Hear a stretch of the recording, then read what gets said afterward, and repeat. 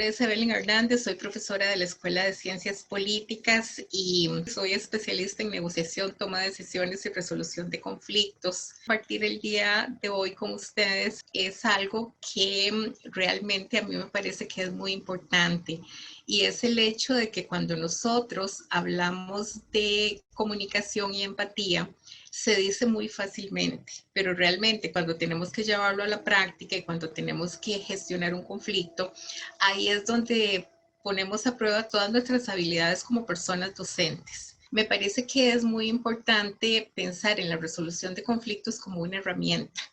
Y fundamentalmente el campo de la resolución de conflictos es tan amplio que un poco lo que hice fue repensar y reflexionar cómo todas estas herramientas las podemos trasladar a la virtualidad desde nuestro rol de personas docentes en esta coyuntura que nos ha correspondido vivir y que nos corresponde vivir.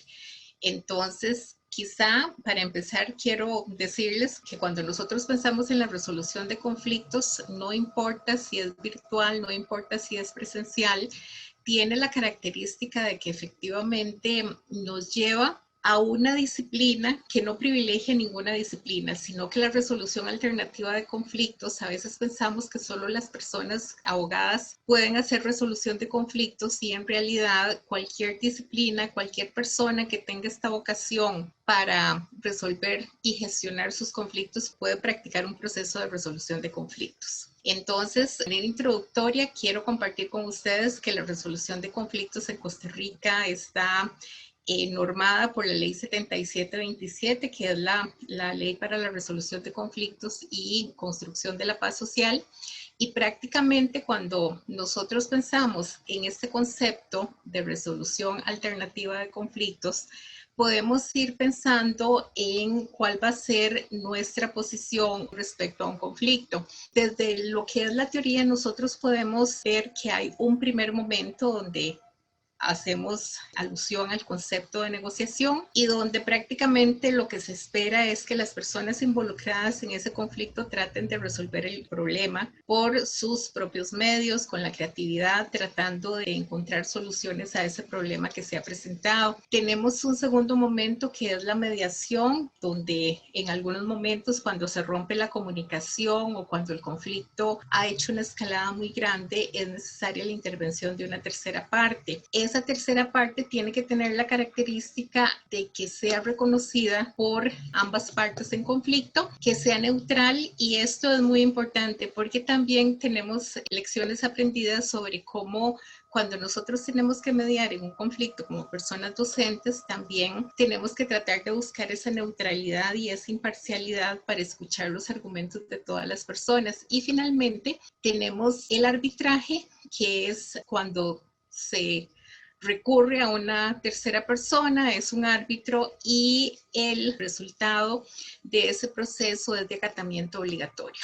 Pero les reitero, realmente cuando nosotros pensamos en la resolución de conflictos, lo podemos trasladar con toda claridad a nuestros espacios virtuales a partir de dos conceptos fundamentales, que es el concepto de comunicación y empatía hacia nuestros estudiantes, hacia nuestros colegas, en fin, hacia todas las personas con las cuales nos hemos tenido que relacionar a partir de lo que nos ha correspondido vivir desde marzo de este año.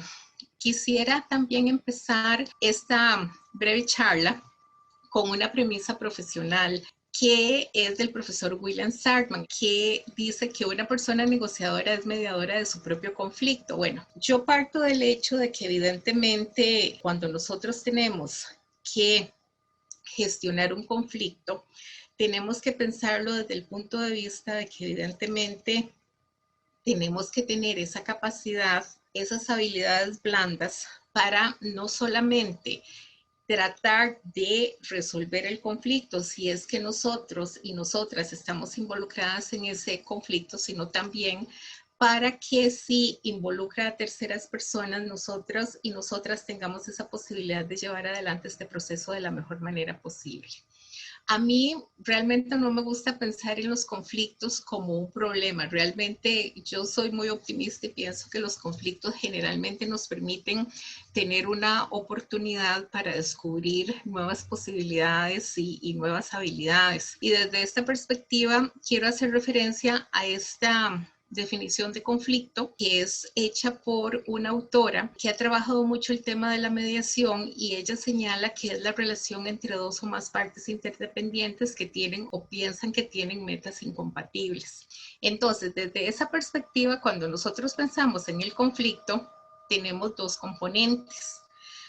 Un primer componente que son las metas, que es lo que se quiere alcanzar, y luego la conducta, que tiene que ver sobre cómo nosotros nos comportamos cuando tenemos que gestionar un conflicto. Vean que yo no utilizo el concepto vamos a resolver un conflicto. En realidad los conflictos se gestionan porque hay muchos elementos que están involucrados en un conflicto. Tenemos principios, tenemos posiciones, tenemos necesidades, tenemos valores y tenemos intereses.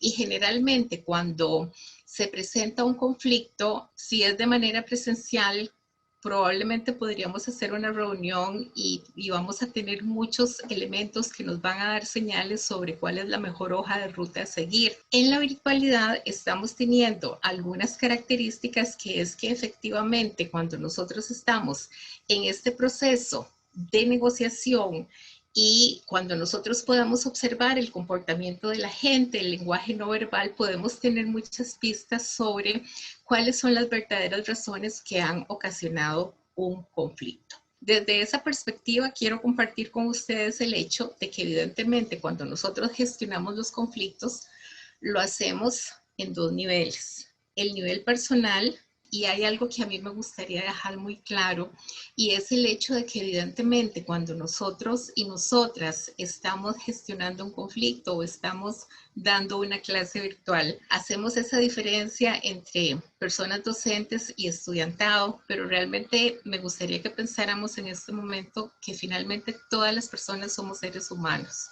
Y entonces ahí el primer nivel es el nivel personal, y desde esa perspectiva tenemos que tener esa capacidad y esa habilidad para desarrollar empatía.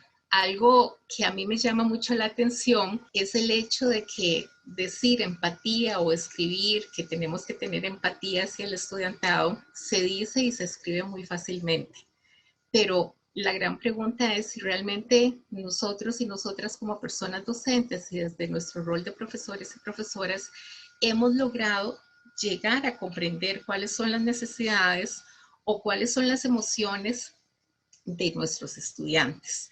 Y el otro nivel es el nivel del problema, que ahí sí es importante cuando nosotros efectivamente vemos que se presenta un conflicto, tratar de ubicar los antecedentes de ese conflicto. En realidad ahí hay tres elementos fundamentales que son la percepción, la emoción y la comunicación. Estos tres elementos que van a estar involucrados en la gestión del conflicto y que tiene que ver fundamentalmente con la percepción, con la emoción y la comunicación, son tres elementos que nos caracterizan a todas las personas como seres humanos. Generalmente, cuando nosotros conocemos a una persona, tenemos una primera imagen. Cuando nosotros nos enfrentamos a una situación que no nos gusta, podemos tener una emoción, o cuando recibimos algún cumplido, igual podemos tener una emoción positiva o negativa. La gestión de los conflictos pasa por todas esas reacciones que nosotros y nosotras tenemos como seres humanos, pero sobre todo también hay un elemento fundamental que es la comunicación. Y en ese sentido, quiero hacer referencia a lo que es la comunicación asertiva en los procesos de gestión del conflicto. Desde esa perspectiva, me parece que es sumamente importante reconocer la existencia de conflictos. A veces, en algunas oportunidades, podemos ver el disgusto de los estudiantes en algunas situaciones en particular, pero desde lo que es la gestión del conflicto, nuestro rol debería de ser y estar caracterizado por esa capacidad para controlarlas e intervenir de manera adecuada. ¿Cómo intervenir de manera adecuada? Bueno, yo quisiera que en este momento ustedes no olvidaran estos tres elementos, y quiero compartir esta imagen para que ustedes efectivamente puedan pensar qué es lo que ustedes observan ahí. Pueden ver un caballo o pueden ver un sapo. En realidad esto depende de la perspectiva que nosotros utilicemos para ver esta imagen. Vean que aquí ustedes, si le dan vuelta a esta imagen, pueden observar un sapo y desde esta perspectiva pueden observar un caballo. Entonces, todo este tema pasa fundamentalmente por esta posibilidad de cómo nosotros y nosotras podemos observar una situación en particular. A veces hay malos entendidos, a veces hay problemas de comunicación y esto hace que las personas generen conflictos.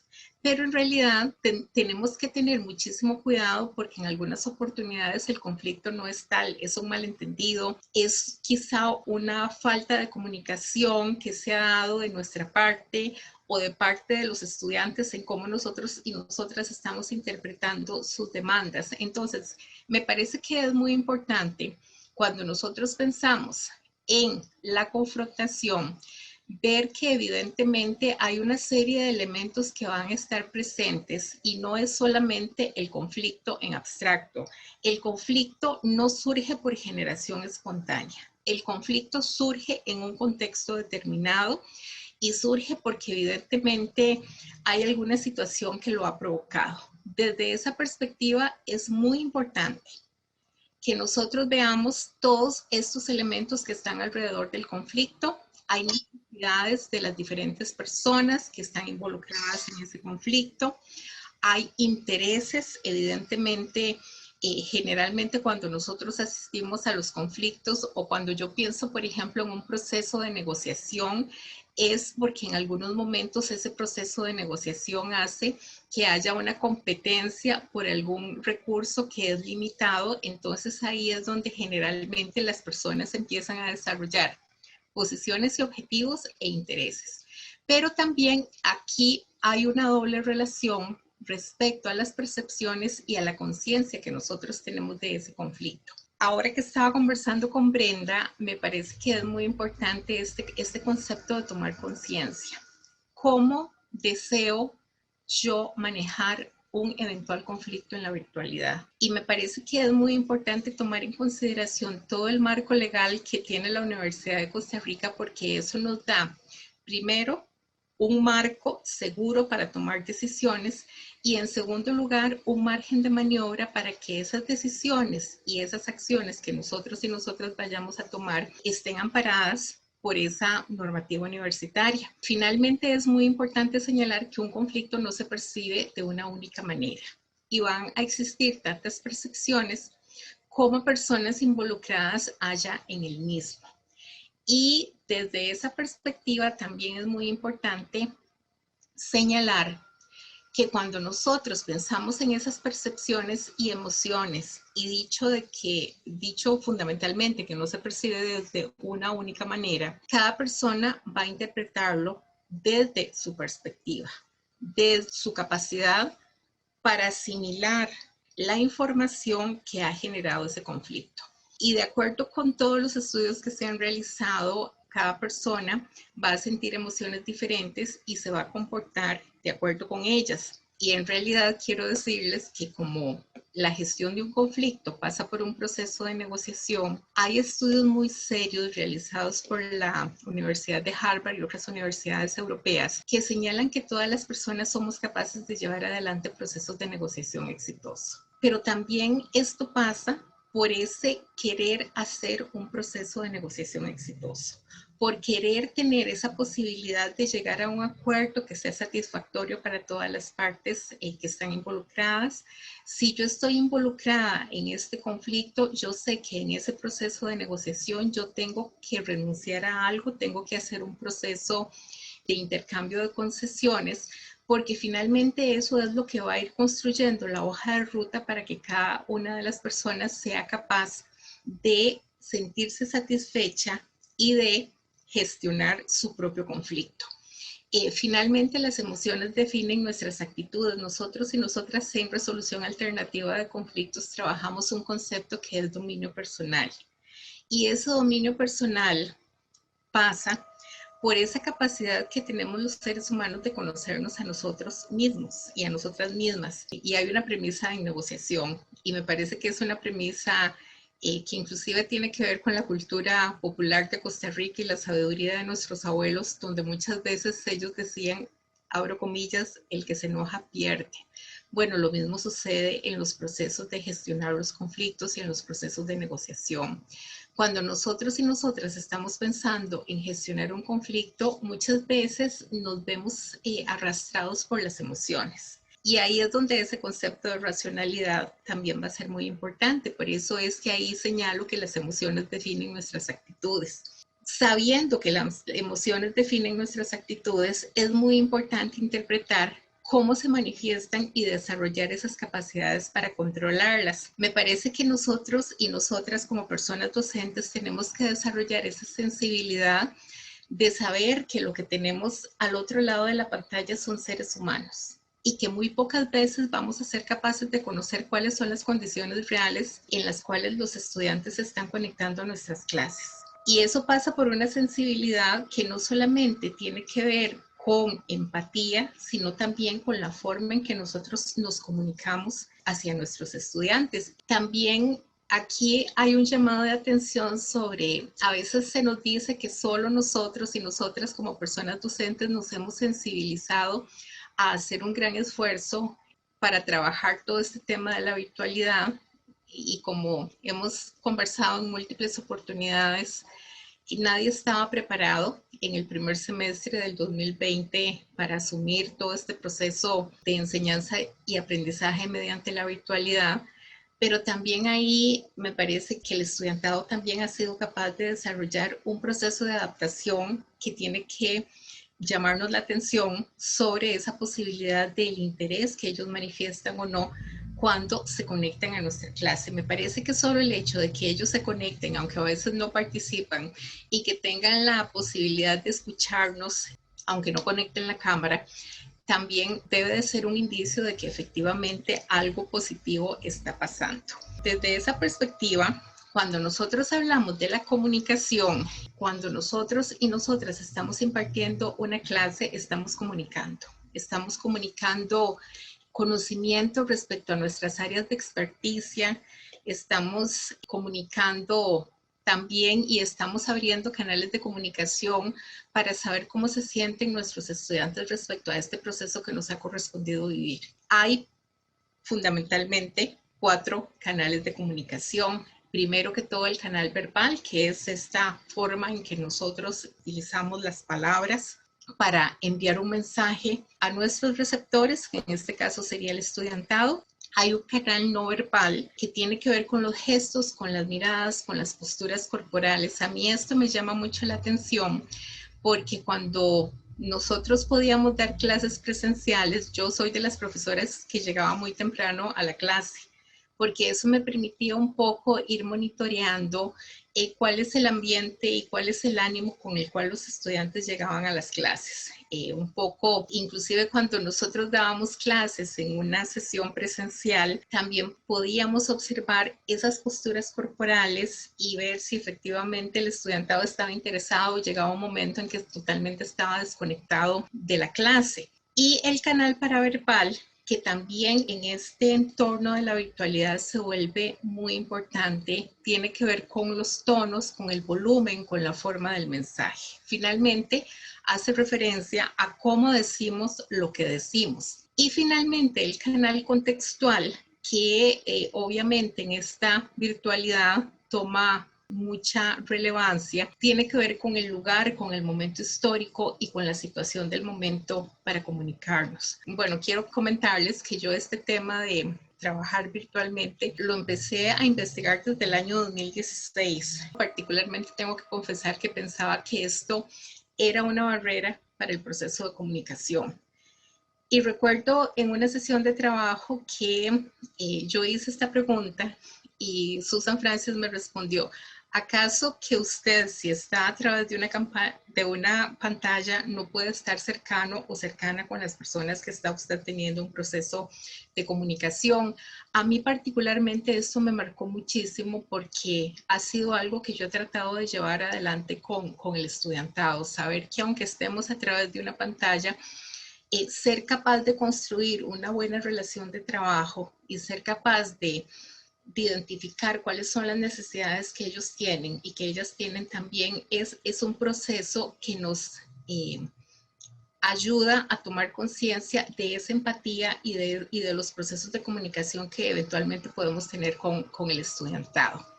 Y en ese sentido, cuando nosotros hablamos de la comunicación también, las teorías de la comunicación son muy claras cuando le otorgan un porcentaje a lo que significa cuando nosotros emitimos un mensaje, el contenido que tiene cada uno de estos elementos. Vean ustedes que el 7% tiene un peso sobre las palabras, el 38% un tono de la voz y el 55% gestos, miradas y lenguaje corporal. En este contexto que nos ha tocado trasladar el proceso de enseñanza y aprendizaje, deberíamos de prestar mayor atención a lo que son las palabras y el tono de la voz.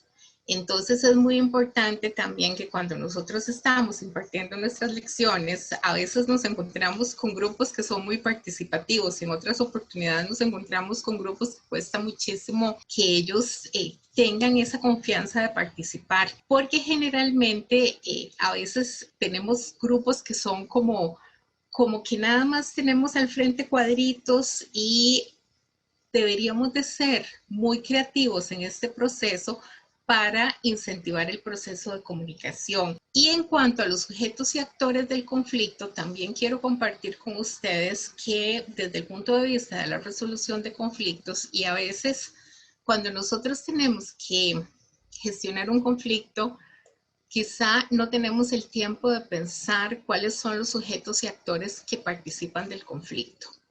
O, como lo señalo aquí, cuáles son las herramientas para diagnosticar el conflicto. Pero sí podemos hacer un ejercicio de identificar el objeto de la disputa, de identificar qué es o cuál es la razón por la cual se viene desarrollando un conflicto. Y generalmente tenemos dos partes involucradas en ese conflicto. Yo quisiera pensar que en esta virtualidad no necesariamente siempre vamos a ser los profesores y los estudiantes. O dos estudiantes, pero sí es muy importante tener esa posibilidad de tener conciencia que el conflicto no surge por generación espontánea. El conflicto surge porque hay una razón, porque hay un motivo, porque hay un malentendido que hace que evidentemente se presente este desacuerdo entre las personas.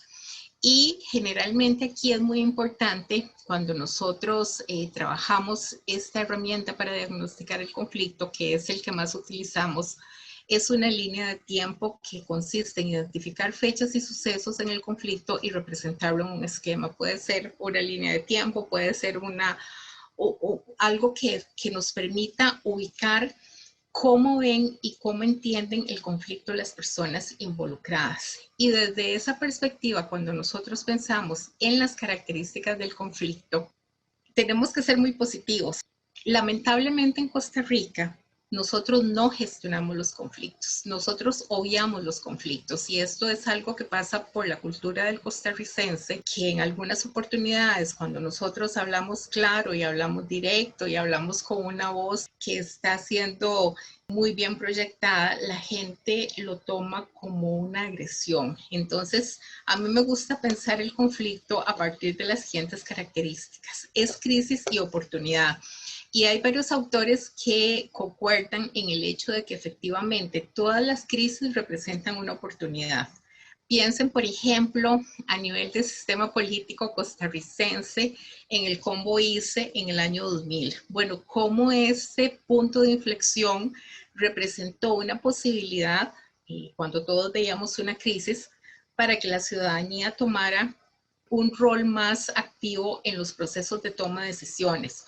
Igual sucede cuando nosotros tratamos los conflictos a nivel de universidad, a nivel de familia, porque como les decía al inicio de esta charla, todas las personas somos buenas personas negociadoras, porque negociar es una característica que es inherente al ser humano. Otro elemento importante es que es un hecho histórico, estructural y permanente en el ser humano. Desde esa perspectiva, cuando nosotros tenemos que gestionar un conflicto, va a ser muy importante que identifiquemos cuáles son las diferentes variables que están involucradas en ese proceso. Y es una situación de objetivos incompatibles. O sea, muchas veces cuando nosotros vemos objetivos que son incompatibles desde el punto de vista de cómo podemos llegar a acuerdos sobre estos procesos, ahí eventualmente se puede presentar un conflicto. Y otro elemento que me parece importante señalar tiene que ver con el hecho de que cuando nosotros hablamos de conflictos, no los solucionamos. O sea, tenemos que tener esa mente abierta para saber que el conflicto se transforma, o sea, se transforma en esa voluntad que tienen las dos partes para sentarse a dialogar, se transforma en esa posibilidad de que las personas que están involucradas en un conflicto tienen el conocimiento de cuál es la normativa universitaria para hacer uso de esta normativa universitaria y llegar a un acuerdo. Y es una vía para equilibrar la relación de poderes entre las diferentes partes involucradas en ese proceso. Porque el otro elemento es pensar que evidentemente cuando nosotros pensamos en los conflictos no es un hecho aislado. Es un proceso que está caracterizado por un antecedente, por lo que nosotros denominamos la escalada del conflicto. Y cuando vemos esa escalada del conflicto, también podemos ver cómo muchas personas tienen esa inteligencia emocional para sentarse a dialogar. Dicho esto, también quiero compartir con ustedes cómo nos movemos y cómo podemos efectivamente tener esa posibilidad de gestionar y anticipar los conflictos. Entonces, en primer lugar, me parece que es muy importante que todas las personas tengamos muy claro cuáles son los reglamentos y resoluciones de la Vicerrectoría de Docencia, que son los lineamientos académicos y administrativos para la docencia con un componente virtual. Y a mí me parece que en la medida en que tomemos el tiempo para leer esas 23 páginas que tiene la resolución, vamos a tener muchísima claridad sobre cuáles son los diferentes elementos que van a caracterizar ese proceso de virtualidad en los cuales nosotros y nosotras tenemos que impartir diferentes actividades que realizamos dentro de la Universidad de Costa Rica. Hay también una edición que son los lineamientos éticos para un trabajo académico en un entorno virtual. Y encontré algunas cosas interesantes. Por ejemplo, en la parte de los lineamientos morales hay un llamado de atención en la página 2 que señala: en caso de desacuerdos, procurar en primer lugar un diálogo respetuoso para aclarar las divergencias. Si se hace necesario, solicitar la intervención de las autoridades respectivas. Y los dos criterios éticos que están aquí transversando esta premisa es la comunicación asertiva y la procura del entendimiento y de acuerdos. Y además señala, entre estudiantes y docentes ha de prevalecer una comunicación fluida y directa.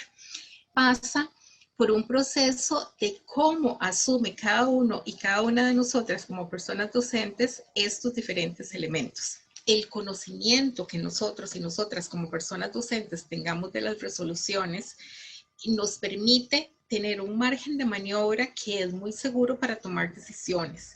Y finalmente, el tema de la flexibilidad, que es un tema reincidente que se ha venido dando en lo que ha sido todo este proceso de virtualización y que inclusive cuando se creó METIX y cuando se crearon las primeras aulas virtuales, a mí realmente me llama mucho la atención porque esa flexibilización también pasa por la capacidad que nosotros y nosotras tenemos de pensar que evidentemente este contexto es muy diferente. Entonces, nos permite también tomar esas decisiones y sobre todo no solo en un marco seguro, sino también con pasos muy firmes y en casos eventuales de que se presente un conflicto. Bueno, otros dos reglamentos que me parecen importantes es el tema del reglamento de régimen académico estudiantil, que tiene que ver, bueno, igual a veces los estudiantes nos entregan un trabajo y bueno, siguen rigiendo los 10 días hábiles que tenemos las personas docentes para calificar esos trabajos. A veces los estudiantes piensan que solo estamos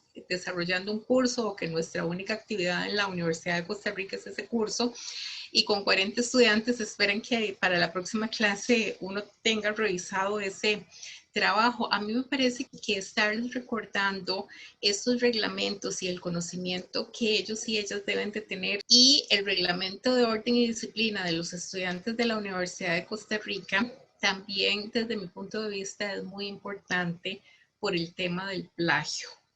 En la Escuela de Ciencias Políticas hemos hecho un esfuerzo grandísimo por crear entre el estudiantado una cultura de respeto. Siempre en todos los programas hacemos referencia a la importancia del respeto a los sistemas de citación y a las ideas desarrolladas por terceros y terceras personas. Y sobre todo, también tenemos esa posibilidad de pensar, y en este momento quiero hacer esta reflexión: ¿cómo asumimos nosotros un eventual caso de plagio? ¿Con un sentido punitivo o con un sentido formativo? Y es que ahora tenemos una serie de herramientas, como por ejemplo la incorporación de la herramienta Turnitin, que tiene Metix para el aula virtual, que a mí particularmente me parece que es una herramienta fantástica. Es una herramienta, y aquí lo tengo en nuestros entornos virtuales. Me parece también que es muy importante pensar un poco cuáles son las reglas del juego. Para mí las reglas del juego en este entorno virtual tienen que ser claras, tienen que ser transparentes, tienen que ser diáfanas y tienen que ser muy honestas. Entonces, cuando yo pienso en reglas del juego, pienso en las instrucciones claras cuando nosotros le asignamos un trabajo al estudiantado, y aquí podríamos inclusive pensar en tres momentos. Podemos pensar en los objetivos del curso, podemos pensar en el objetivo de aprendizaje, podemos pensar en qué es lo que yo quiero obtener de mis estudiantes cuando diseño un trabajo que va a ser evaluado. Y sobre todo, me parece que es muy importante que nosotros y nosotras, desde nuestro rol de personas docentes, tengamos esa transparencia de redactar con toda claridad cuáles son las instrucciones que nosotros queremos que los estudiantes desarrollen como habilidades para hacer un trabajo, cuál es finalmente el producto que nosotros esperamos que el estudiantado entregue cuando asignamos un trabajo. Y por eso es que me parece tan importante que el programa del curso diga absolutamente todo. Y ahora estábamos viendo precisamente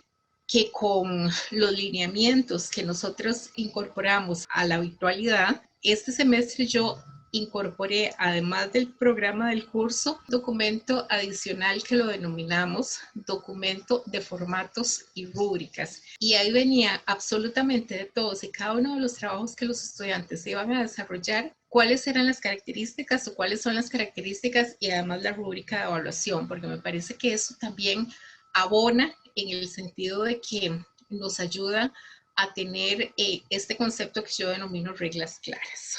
El otro elemento que quiero compartir con ustedes es el tema de la herramienta Turnitin. A mí me parece que es muy importante utilizar la herramienta Turnitin desde un proceso y con un propósito formativo y no punitivo. Quiero comentarles que en una oportunidad di un curso, un repertorio, y cuando yo escribo las instrucciones en el aula virtual siempre les pongo una notita. Recuerden que he habilitado la herramienta Turnitin con el propósito de que ustedes revisen que todas las citas y referencias bibliográficas estén realizadas de manera correcta. Y algunos estudiantes me comentaron que en algunas unidades académicas el Turnitin no se utiliza con este sentido formativo, sino que hacen una primera entrega y esa es la entrega que va a ser calificada. A mí particularmente me ha servido muchísimo darles la oportunidad al estudiantado de que ellos suban el trabajo una primera vez y en esa primera vez ellos pueden revisar el nivel de similitud fundamentalmente con un sentido de oportunidad de ver cuál es el nivel de similitud de los trabajos que están entregando los estudiantes. Y también quiero hacer referencia aquí a la forma en que nosotros gestionamos, por ejemplo, un eventual escenario de plagio. Esto es una decisión muy personal, pero ahí también mi posición y mi criterio es que en algunas oportunidades los estudiantes pueden cometer plagio involuntario o pueden tener una mayor racionalidad respecto a cómo están haciendo ese plagio. Yo siempre me he inclinado por este propósito formativo y no punitivo en los procesos de formación del estudiantado.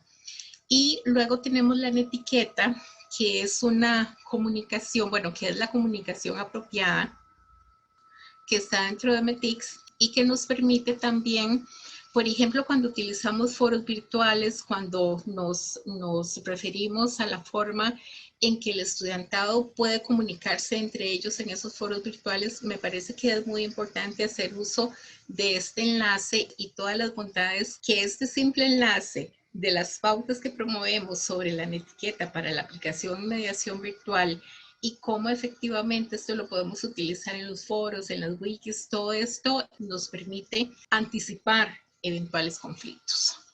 Y otras herramientas con las cuales podemos aprender a gestionar los conflictos también pasa, como les mencionaba anteriormente, por la Comisión de Orientación y Evaluación de las Unidades Académicas. Si nosotros revisamos el artículo 48, la Comisión de Orientación y Evaluación es una facilitadora de procesos. Recuerden que esta comisión tiene algunas funciones como brindar orientación académica, pero sobre todo buscar solución a los problemas presentados en torno a exámenes y otros recursos de evaluación. En realidad, cuando nosotros pensamos en procurar un diálogo respetuoso para aclarar las divergencias, me parece que esto también pasa por esa voluntad que debemos de tener las personas docentes de querer resolver los conflictos o de querer resolver los problemas sin tener que ir a un procedimiento que sea más largo.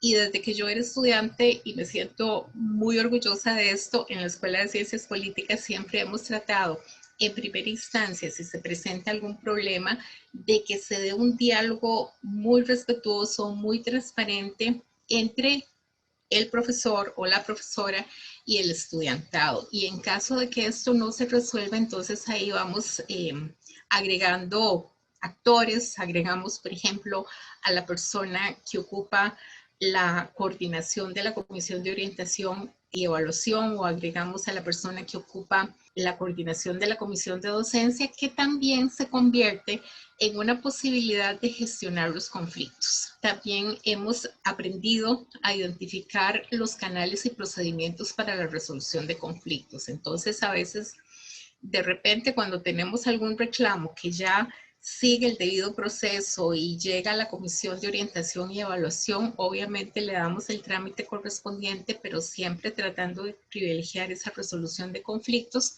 Y sobre todo me parece que es muy importante que tengamos también esa inteligencia emocional para verificar si la causa de un eventual conflicto es un desencuentro o un malentendido en el proceso de comunicación. Me parece también que es muy importante que todas las personas docentes tengamos habilidades blandas para gestionar crisis, y esas habilidades blandas pasan por escuchar activamente, por tener voluntad para sentarse a escuchar qué es lo que tienen que decir un grupo de estudiantes que estén de desacuerdo sobre la manera en que una persona docente está llevando un curso, sobre una evaluación con la cual no están satisfechos o satisfechas. También me parece que la comisión de docencia es muy importante para gestionar conflictos en algunas situaciones en que el conflicto asciende a una escalada de crisis. Me parece también que es muy importante pensar cuál es nuestro rol como personas docentes en la virtualidad o cuál creemos que sea nuestro rol como personas docentes en la virtualidad. Un poco me parece que es muy importante reflexionar y repensar sobre estos 4 conceptos. Bueno, en realidad son 5. La flexibilidad, la comunicación efectiva, la empatía y la escucha activa.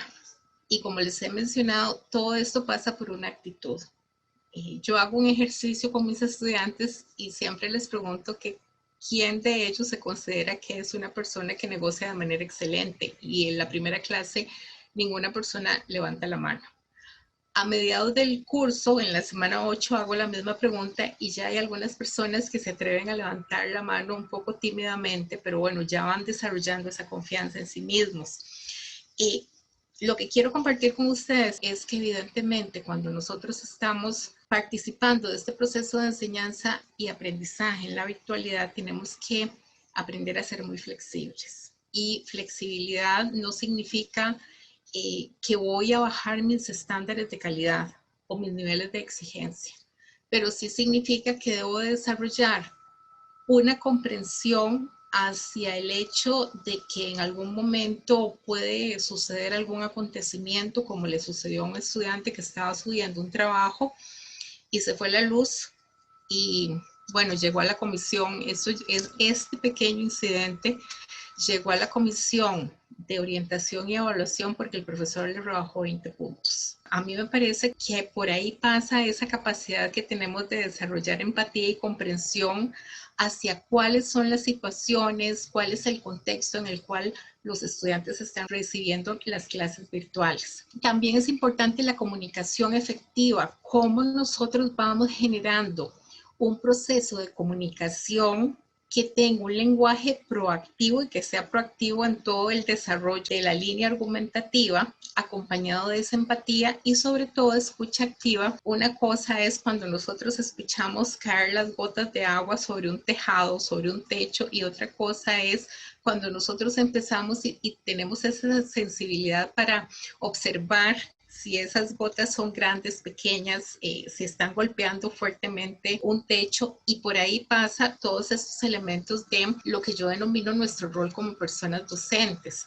También aquí hay un componente de compromiso que es muy importante. Al principio de la pandemia, los hijos de unos amigos llegaron a decirme, es que tenemos un gran problema, tenemos profesores PDF, y yo les dije, ¿pero qué es profesores PDF? Bueno, son profesores que simplemente nos envían un PDF y una actividad y esa es la clase.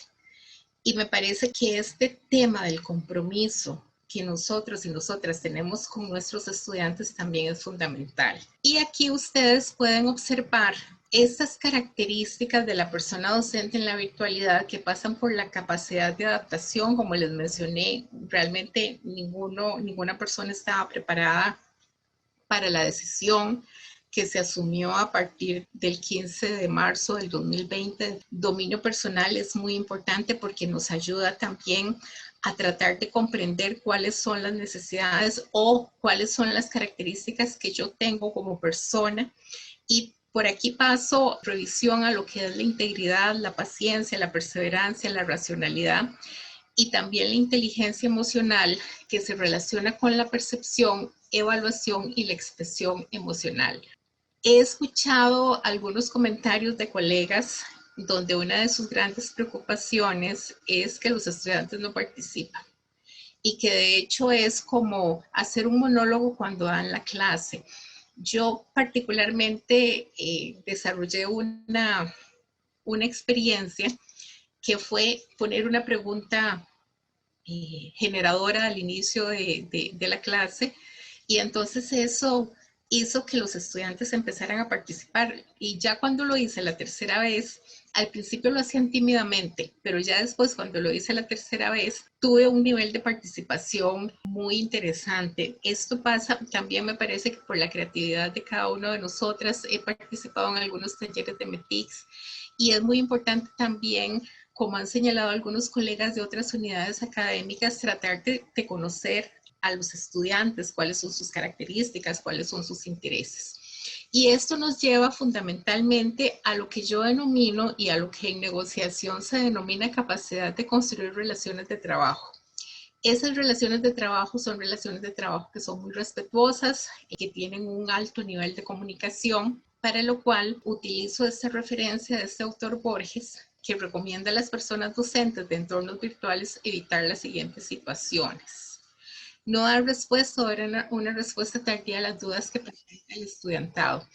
A mí me parece que es muy importante y me parece que cada persona docente lo puede gestionar de la forma que le parezca más oportuna, pero que nosotros bajo ninguna circunstancia podemos dejar de contestar un correo electrónico o de responder en tiempo y forma a una duda que plantea un estudiante, porque es parte de nuestro trabajo y porque además de eso nos permite ir construyendo esta relación de trabajo a lo largo de todo el semestre académico. También no es oportuno y es inconveniente tener una presencia esporádica o nula en el aula durante el desarrollo del curso. Es necesario ese proceso de acompañamiento a lo largo de todo el proceso, inclusive que aunque yo no dé una clase sincrónica y haga una clase asincrónica, les redacto un documento y lo cuelgo en el aula virtual. Y entonces ese día les acompaño en el proceso y en el trabajo que les he asignado, porque me parece que es muy importante que ellos no se sientan, si me permiten la palabra, desamparados o abandonados en este proceso que les corresponde vivir. Otros elementos tienen que ver con no ser claro en sus indicaciones o ser excesivamente rígido. Me parece que esto pasa por la flexibilidad, no mostrar cercanía con los estudiantes. Yo quisiera compartir con ustedes que yo conversé con varios estudiantes respecto a la forma en que ellos estaban sintiendo este proceso de la virtualidad. Ellos y ellas me comentaban que hay personas docentes que nada más se conectan, dan la clase y ahí se acaba ese proceso. Que hay otras personas docentes que hacen uso, por ejemplo, de la hora de atención estudiante para construir esta relación de trabajo, establecer un diálogo y que en ese diálogo no solamente se tocan temas que tienen que ver con los contenidos del curso, sino que también es un espacio donde se hablan de otras cosas. Mi experiencia ha sido muy positiva. Yo me conecto temprano, o sea, me conecto 10 o 15 minutos antes, generalmente 10 minutos antes, y conforme ellos se van conectando, yo les voy preguntando cómo están, cómo se sienten, cómo les ha ido, y esto me permite tener algún nivel de conocimiento sobre cómo se están sintiendo respecto a este proceso de virtualización. El semestre pasado me correspondió dar un curso de primer año y un curso de cuarto año. Yo les escribí un correo electrónico y les dije, si ustedes quieren, podemos seguir haciendo clases sincrónicas. Y un poco lo hice porque el primer día de clases, cuando yo les pregunté que si ya habían ido a generales, me dijeron que no. Entonces me pareció que era muy importante, ya que era el primer curso de ciencias políticas que ellos y ellas estaban llevando, tener esa posibilidad de darles ese acompañamiento. Tenía 40 estudiantes matriculados y de esos 40 estudiantes, 4 retiraron el curso y de los 36 estudiantes aprobaron el curso de manera satisfactoria.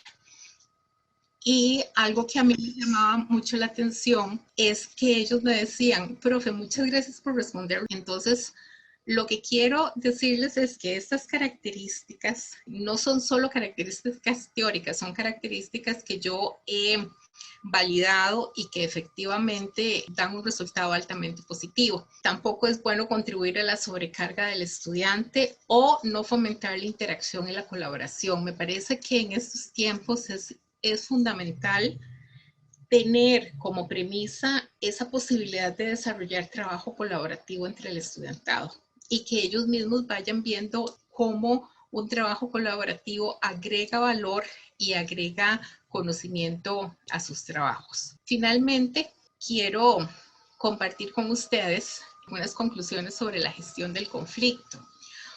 Obviamente se van a originar en una variedad de fuentes y esto tendría que pasar por esa posibilidad de que desde nuestro rol como personas docentes tengamos esa posibilidad de identificar cuál es la fuente del conflicto.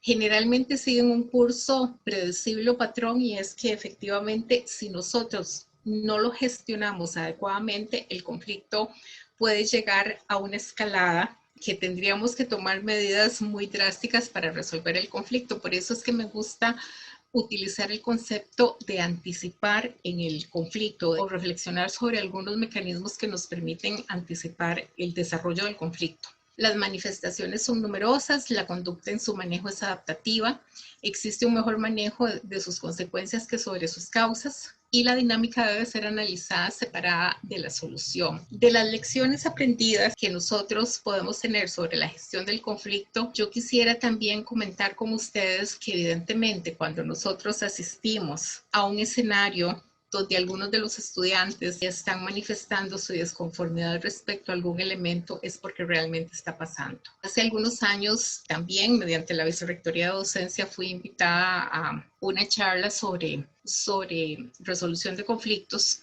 Y recuerdo que la persona que ocupaba la dirección del CEP en ese momento dijo, cuando los estudiantes deciden hablar es porque algo está pasando. Y esto, sin duda alguna, es cierto, porque en algunas oportunidades los estudiantes no se sienten con la confianza de ir a la dirección o de manifestarle al mismo profesor o a la misma persona docente si no están satisfechos con la forma en que se está desarrollando el curso. Entonces, este es un excelente ejemplo de cómo nosotros podemos pensar esa escucha activa en el manejo de la gestión del conflicto. Y para terminar, me gustaría igual rescatar el hecho de que va a ser muy importante observar y ver las diferentes aristas del conflicto, sin olvidar que la percepción, la emoción y la comunicación son elementos que tienen un papel fundamental en el proceso de gestionar los conflictos. Finalmente, quiero decirles que, bueno, algo que yo sí puedo compartir desde mi experiencia docente y desde lo que ha sido mi desarrollo académico en el tema de la negociación, la mediación y la resolución de conflictos, es que cuando nosotros pensamos en la empatía y en la comunicación, deben de ser actitudes que nosotros y nosotras debemos de tener no solamente con nuestros estudiantes, sino también con nuestros colegas, porque esto sin duda alguna nos ayuda a tener mejores niveles de convivencia. Entonces, si ustedes tienen alguna duda, alguna pregunta, con muchísimo gusto podemos conversarla.